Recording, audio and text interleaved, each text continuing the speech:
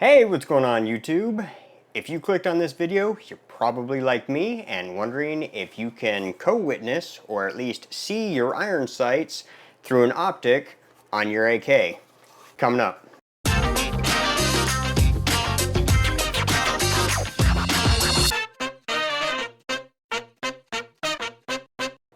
So if this is your first time here, welcome. I'm a do-it-yourselfer, and yeah, that involves firearms too. Doing my own things, changing things out and stuff like that. This is not a how to modify your firearms video, YouTube. And as you can see, we are clear and safe. No rounds in the chamber, no magazine in the gun. So this is actually my only AK. This is a C39V2. I'm more of an AR guy, mostly because they're lighter and I have dental floss hanging out of my sleeves. So it's just easier for me. I like the manual of arms and how they handle, but I still wanted an AK in the collection, and I decided to go with a C39V2 from Century Arms. I wanted to put some sort of an optic on it. I tried an LPVO on here, and it just made the whole thing too heavy for me, and so I wanted to put a red dot on here. So there are a few different options on mounting a red dot. You can get like the gas tube rails, you can get the dust cover rails, you can even get parts to replace this front sight, and then you could mount a red dot like that. Those ones actually look pretty decent. The dust cover, I question on how well they're going to actually hold zero. Some people say that they do pretty good. I don't know. Mounting an optic to the gas tube, kind of question that because it gets pretty hot.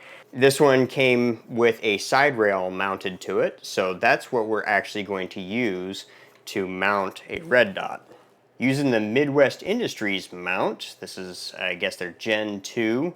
This is the direct mount for an Aimpoint T1 or T2 base or type pattern, which so many red dots have. So after trying the LPVO, I tried a SIG Romeo 5 on this mount, and I could almost get a sight picture of the iron sights through the red dot, but because of where the emitter is on the red dot, it actually blocked the iron sights looking through it. And plus the tube was just a little narrow, so I decided to try a different sight. So the next sight that I tried was the Primary Arms SLX MD25. This has the 25mm tube, and the emitter is actually off to the left side, so it leaves a clear view down below, and that's what it looks like mounted.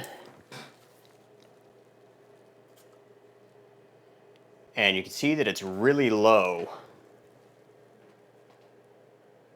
So this actually achieves what I wanted to. I wanted to be able to look through the sight and kind of tuck down lower and be able to see the iron sights and line those up. You can definitely see them through the sight, no problem. So hopefully you can see the iron sights through the sight there.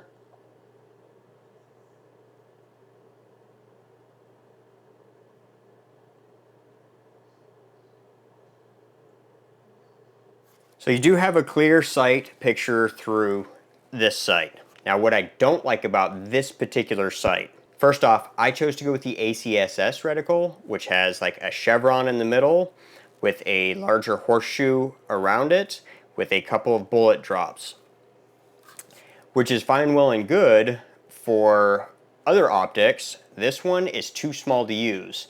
It all just kind of blends together. It might work with a magnifier, but by itself, it doesn't, for me, it doesn't work. Also, the battery life is atrocious. It's absolutely horrible. And it doesn't have shake awake. In retrospect, I should have just gotten the red dot and not the ACSS. Most of the time I like the ACSS.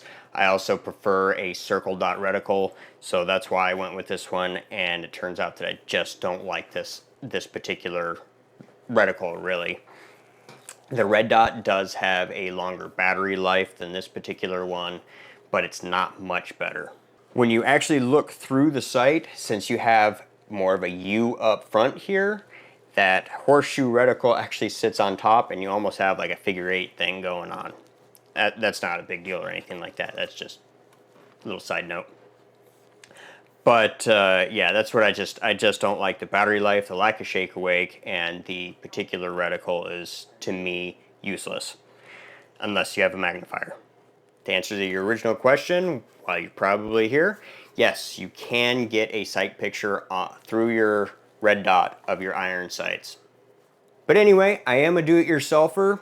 I've been doing some more firearms related content because that's what I'm really passionate about, and I'm trying to re-spark the motivation to continue to do YouTube videos. I'm growing really slowly and I'm making very little money on YouTube, but it's a lot of work, so it's hard to stay motivated, and so this is kind of getting me reinvigorated to do these videos. So if you like this type of content and want to see some more of my firearm stuff, leave a comment below to let me know that you do like these videos and you want to see more of them.